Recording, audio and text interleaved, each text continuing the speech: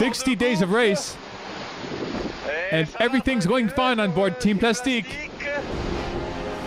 60 days at sea is a long time, but looking at and listening to Alessandro Di Benedetto, he doesn't give the impression he's suffering of any kind of boredom. On to the last gate. The Pacific East Gate. And next is the Cape Horn. Here, I just had a coffee and milk at the bar next door. 12th at the last ranking, the Franco-Italian brings up the rear of the Vendee Globe, and it's the least of his worries. Along with Bertrand de Broc and Tanguy de la Motte, he's among those competitors still sailing the Pacific. At the end of the greatest of oceans, a kind of border post awaits them. In 4 days, we'll get to the Cape Horn. And then the Atlantic's ascent.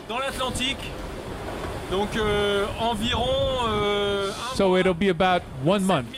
7,000 miles to get back to Les Sables d'Olonne.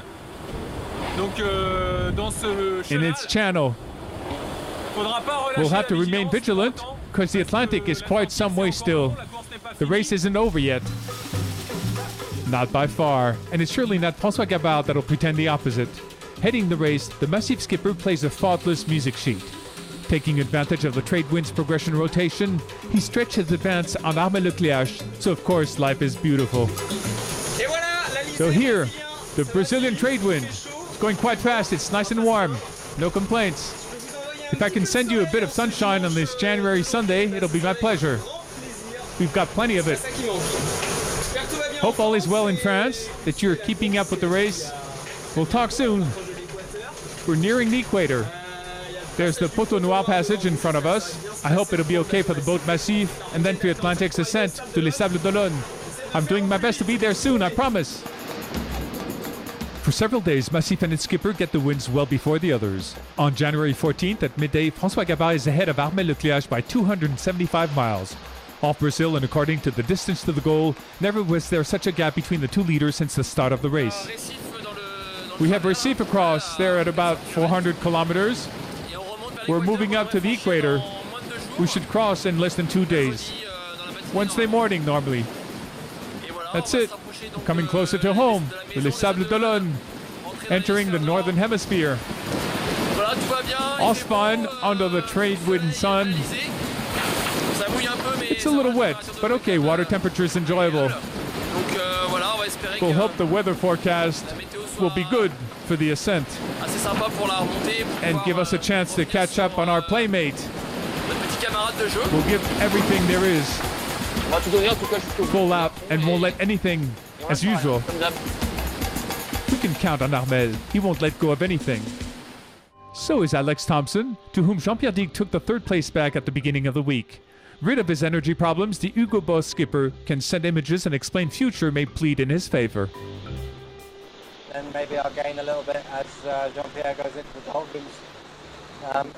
There's a good possibility with my position at the moment. I'm almost undoubtedly going to cross the doldrums further west than all those three boats. And in theory, more westerly doldrums crossing is more secure and less disruptive. So, maybe there's a chance to make some miles there, but we'll see. If the four boats in the lead were able to avoid the Sainte-Hélène anticyclone traps, in the back it's a little more complicated. Sunset under low winds. South Atlantic, it's beautiful. Simply beautiful. It's true. We're not going very fast. But what can I say? There are other pleasures. It's across Uruguay that Jean-Luc Ham sees Mike Golding coming back up, slightly off eastward. Since his Cape Horn passage, the Brit hasn't ceased making up his delay. Things are good on board. We're currently in 6th place, which is not where I would like to be, but closing in on 5th place, closing in on Jean-Luc Ham, and quite open about what could happen ahead, because there still could be some attrition in the fleet. To catch more wind, Mike Golding sails on the edge of the anticyclone, while his pursuers are now getting its first effects. We're looking for Mr. Lost Wind. Dominique Vabre is out there in the open. And further away, Acciona.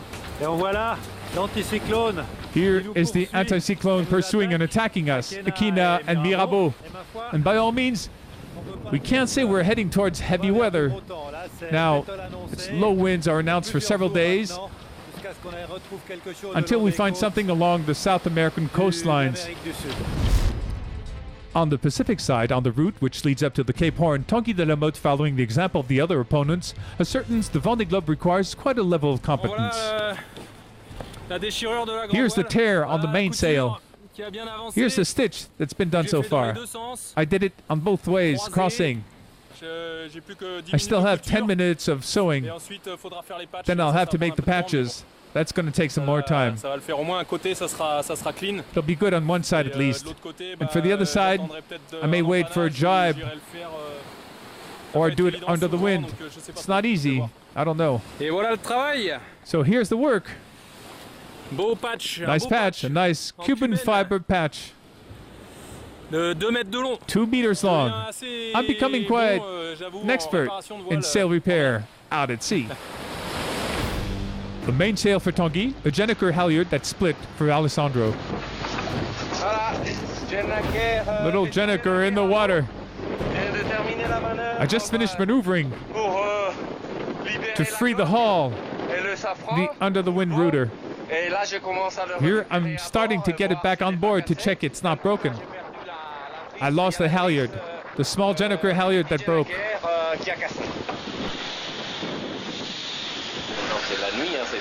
It was nighttime. It all happened at the end of the day after the sunset. I had lowered the mainsail. I had to maneuver to slow down the boat, so I saved the sail. I just don't know in what state it's in. If it's torn or not. I don't think so, but for the moment, I'm with the mainsail and the Solent. I'll leave it like that for the night, and in the morning, I'll have a better view of the situation and tidy up the boat.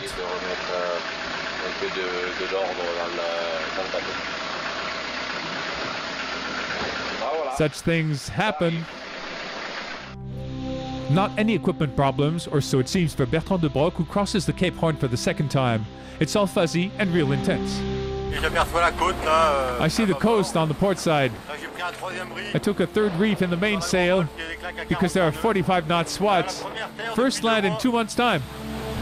A few hours later, it's Tanguy de la Motte's turn. A first go at it. There, my first Cape Horn! Passing it overnight, the Initiative Cœur skipper didn't see the rock, but can surely add a line to his resume. I've become a Cape Horner, yes! Incredible! 66 days after the start from Les Sables d'Olonne, some competitors come to an end with the Pacific Ocean, while others cross the equator again, and are back in the North Atlantic.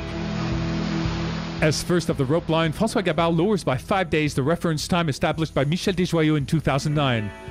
An obvious sign this edition runs at an extremely high rhythm. There are still obstacles to cope with, so as to keep doubts about the end result. Little sunset upon entering the Poteau Noir. The wind has weakened, it comes from behind, but it's normal. The sea is smooth, nice weather, sunset on bare chest. Perfect temperature. I won't complain. It's enjoyable. It may get complicated in the next hours. The Poteau Noir is never an easy thing. We'll see. For the moment, we do our best with what's available. The Poteau Noir, or a skipper's obsessive fear to get nailed in low winds, or on the contrary, get caught up in violent squalls, it depends. Armel Leclerc knows François Gabard is subject to those effects, so if Neptune could give him a hand. We drank to it on the way over, we'll drink to it on the way back. It's important.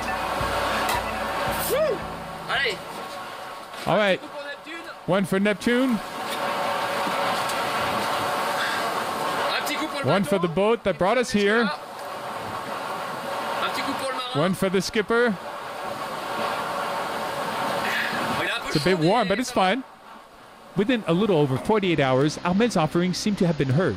From 275 his delay on François Gabard is down to 60-some miles. At about 12 days from arrival, this magnificent duel's outcome remains uncertain. 2,000 miles to the south, another tilt holds our attention, that of Mike Golding and Jean Le Cams for the 5th place. For several days, the Sinertian skipper withholds an option that considerably nears him to the Brazilian coastlines.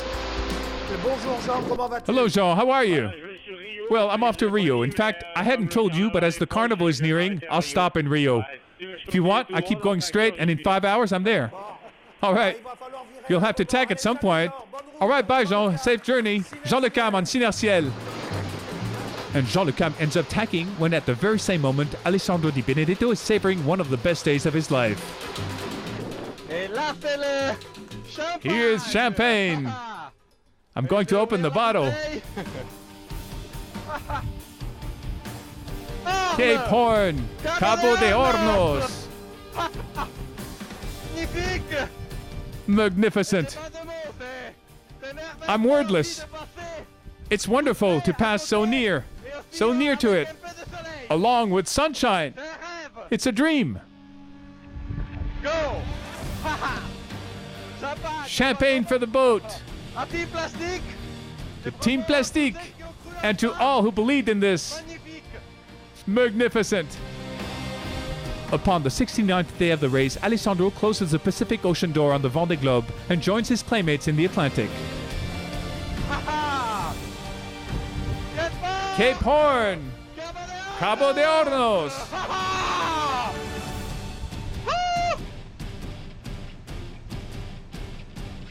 Magnificent rock! Magnificent rock!